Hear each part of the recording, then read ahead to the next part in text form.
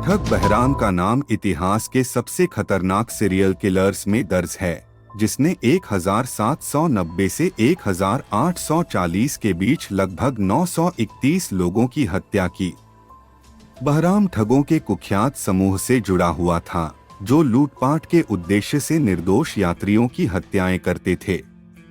उसकी क्रूरता और निर्दयता इतनी भयानक थी कि Guinness book of world records में उसका नाम सबसे खतरनाक सीरियल किलर के रूप में दर्ज है। ठगों का यह गिरोह 500 वर्षों तक सक्रिय रहा और इस दौरान 2 मिलियन से अधिक लोगों की जानें गईं। बहराम की कहानी इंसान की क्रूरता की हदों को दर्शाती है, जिसने 50 साल तक लोगों के बीच खौफ फैलाया। बहराम ने ठगी की कला को क्रूरता की चरम सीमा तक पहुंचा दिया, जिसके बाद इस कुख्यात सिलसिले का अंत करीब आ गया। 1300 में शुरू हुआ ठगी का यह दौर बहराम के साथ अपने सबसे खौफनाक रूप में सामने आया। 1790 के समय जब बहराम का आतंक चरम पर था, मुगल सल्तनत गिरावट की ओर थी और अंग्रेजी हुकूमत देश में अपने पैर पसार रही थी। अंग्रेजों के सामने सबसे बड़ी चुनौती कानून व्यवस्था को सुधारना था, क्योंकि कई इलाकों से लोग अचानक गायब हो रहे थे। बहराम और उसके गिरोह ने बिना खून बहाए शातिर तरीके से 931 लोगों की हत्या की। वह पीड़ितों का गला रुमाल से घोंटता था, जिसे रुमाल ठग के नाम से जाना गया। अंग्रेजों के शासनकाल में बहराम और उसके ठग गिरोह ने व्यापारियों और आम नागरिकों के बीच खौफ का माहौल बना दिया था। उत्तर और मध्य भारत के क्षेत्रों से लोग रहस्यमय तरीके से गायब होने लगे, खासकर जबलपुर, दिल्ली, कराची और लाहौर जैसे स्थानों से। व्यापारियों का यात्रा के दौरान अचानक लापता होना अंग्रेजों के लिए बड़ी चुनौती बन गया था। बहराम के गिरोह ने योजनाबद्ध तरीके से व्यापारियों और तवाइफों को निशाना बनाकर उनका सफाया किया। इन घटनाओं में कोई ठोस सुराग नहीं मिलता था, जिससे अंग्रेजों को ठगों को पकड़ने में कठिनाई हुई। हालांकि बहराम की गिरफ्तारी के बाद ठग गिरोह का अंत होना शुरू हुआ, जिससे ठगी का यह भयानक सिलसिला धीरे धीरे खत्म हुआ। धीरे धीरे लोगों के रहस्यमय ढंग से गायब होने की घटनाओं ने समाज में भय और असहायता का माहौल पैदा कर दिया था। 4 धाम यात्रा पर निकले श्रद्धालु, पुलिस और सेना के सिपाही और व्यापारी ऑल अचानक लापता हो रहे थे। विशेष रूप से दिल्ली, जबलपुर, भोपाल और ग्वालियर के रास्तों पर यात्रा करने वाले बिना कोई सुराग छोड़े गायब हो रहे थे। स्थिति इतनी गंभीर हो गई थी कि न तो शव मिल रहे थे और न ही कोई गवाह। अंततः अंग्रेजों को इस गुत्थी को सुलझाने के लिए 5 प्रमुख जासूसों की टीम गठित करनी पड़ी।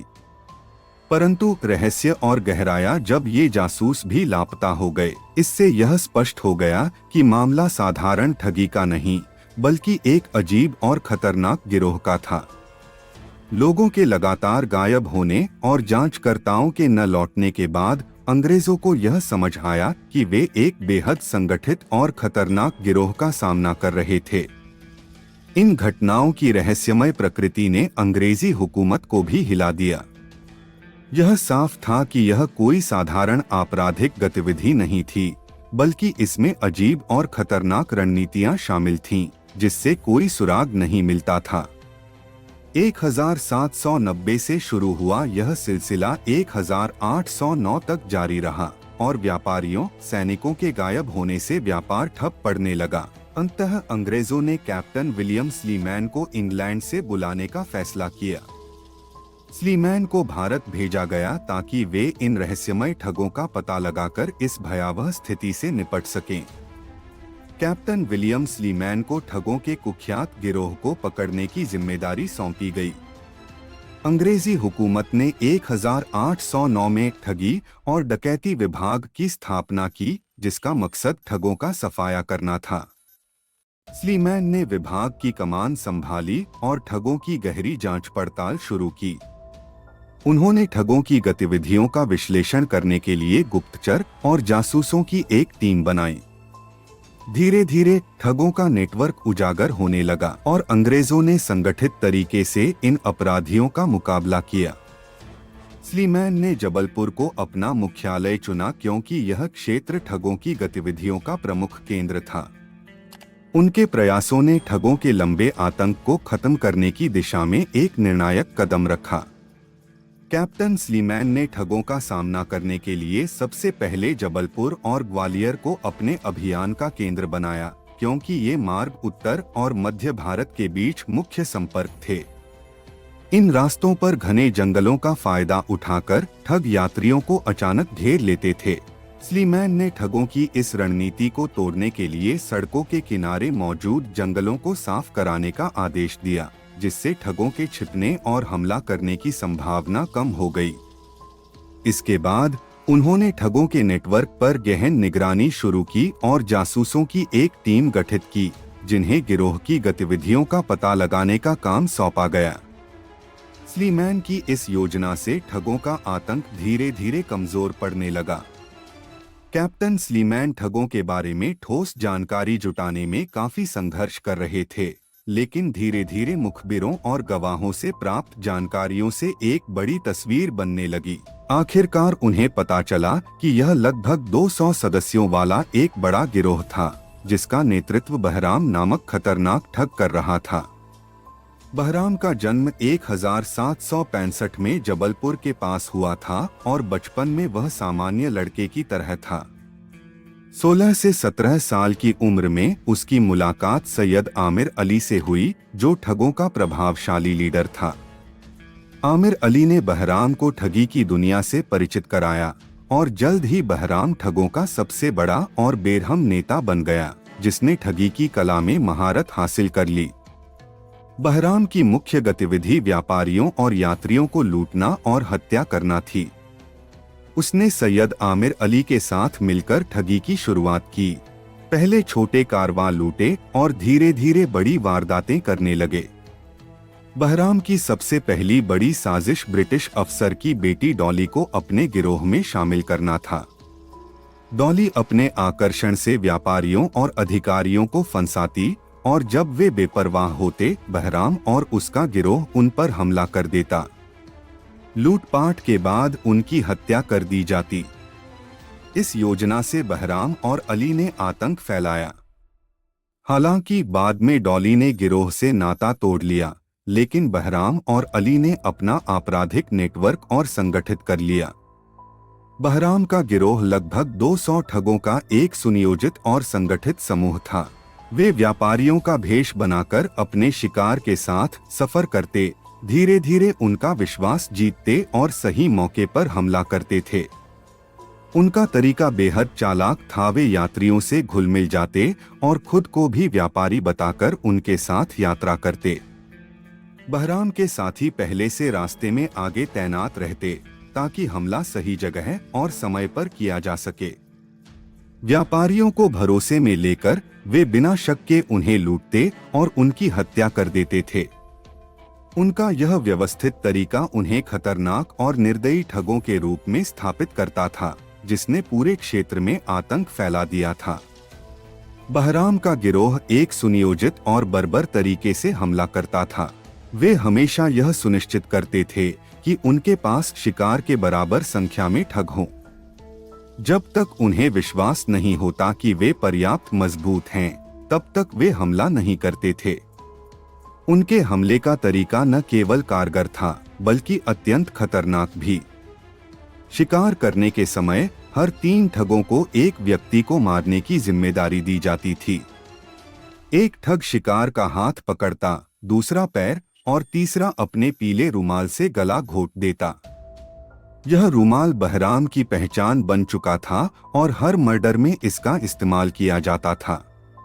गवाहों को जिंदा छोड़ना उनके लिए जोखिम भरा होता, इसलिए हर हमले के बाद वे सभी को मारकर उनकी लूट की चीजें इकट्ठा करते थे। अंततः कैप्टन विलियम कोली को गिरोह के प्रमुख तक पहुंचने में सफलता मिली, लेकिन वह भी गंभीर प्रताड़ना का शिकार हुआ। अली, जो ठग गैंग का प्रमुख सदस्य था, ने अंग्रेजों के सामने गैंग की सभी गतिविधियों का खुलासा किया। उसकी जानकारी पर अंग्रेजों ने उन स्थानों की पहचान की जहां ठगों ने अपने अपराध छिपाए थे और लगभग 500 कंकाल बरामद किए गए। ये कंकाल न केवल ठग गैंग के शिकारों के थे, बल्कि कई पूर्व पीड़ितों के भी थे। हालांकि बहराम, जो गैंग का मुखिया था, हमेशा अपना ठिकाना बदलता रहा, लेकिन 1839 में अली की निशानदेही के कारण उसे गिरफ्तार किया गया। पूछताछ में बहराम ने अपनी 931 हत्याओं को कबूल किया, जिससे उसकी क्रूरता का खौफनाक सच सामने आया। बहराम ने खुलासा किया कि उसकी हत्याओं में व्यापारी, तीर्थयात्री, तवायफ का काफिला और आम लोग शामिल थे, जो कीमती सामान लेकर यात्रा कर रहे थे। उसने सभी हत्याएं रुमाल से गला घोंटकर कीं। उसके खिलाफ लगभग 1 साल तक मुकदमा चला, जिसमें 1400 अन्य सदस्यों को भी गिरफ्तार किया गया। 1839 में बहराम को जबलपुर में फांसी दी गई और उसके गैंग के बाकी सदस्यों को भी फांसी दी गई। इस मामले की जांच से पता चला कि ये ठग फसल के सीजन में खेती करते थे ताकि उन पर शक न हो, और सीजन खत्म होते ही अपराध करने निकल पड़ते थे। जबलपुर और आसपास का क्षेत्र उस समय रणनीतिक रूप से महत्वपूर्ण था, क्योंकि भारत के किसी भी हिस्से में यात्रा करने के लिए इसे पार करना आवश्यक था। ठग गैंग ने व्यापारियों के भेष में छिपकर उन पर हमले करने की योजना बनाई। उन्होंने स्थानीय व्यापारियों से सहयोग प्राप्त किया, जो उन्हें पैसे और सामान उधार देते थे ताकि वे विश्वसनीय दिखें। जब ठग लूटपाट के बाद लौटते तो अपने हिस्से का पैसा व्यापारियों को देते थे। बाद में अंग्रेजों ने इन सहयोगियों को गिरफ्तार कर सजा दी। बहराम का नाम Guinness book of world record में दर्ज है, क्योंकि उसने 931 हत्याएं की थीं। बहराम ने 50 वर्षों में 931 निर्दोष लोगों की हत्या की, और जब उसे गिरफ्तार किया गया, उसे फांसी की सजा सुनाई गई, और वह रुमाल जिसका इस्तेमाल उसने इन हत्याओं में किया, आज भी एक खौफनाक प्रतीक है। कैप्टन विलियम्स ने इस रुमाल को अपने साथ इंग्लैंड ले जाया, जहां यह सुरक्षित रखा गया है। यह रुमाल दुनिया के सबसे बड़े सीरियल किलर का हथियार बना, जिसने निर्दोष लोगों का बेरहमी से गला घोटा। बहराम का नाम एक हिंदुस्तानी के रूप में दर्ज है, जिसने अनगिनत अपराध किए। इस खौफनाक रिकॉर्ड ने उसे आज भी अद्वितीय बना दिया है। यदि आपको यह कहानी पसंद आई हो तो कृपया लाइक करें, दोस्तों के साथ शेयर करें, और हिडन क्राइम स्टोरी चैनल को सब्सक्राइब करना न भूलें। ऐसे और भी दिलचस्प क्राइम स्टोरीज के लिए बेल आइकन दबाएं।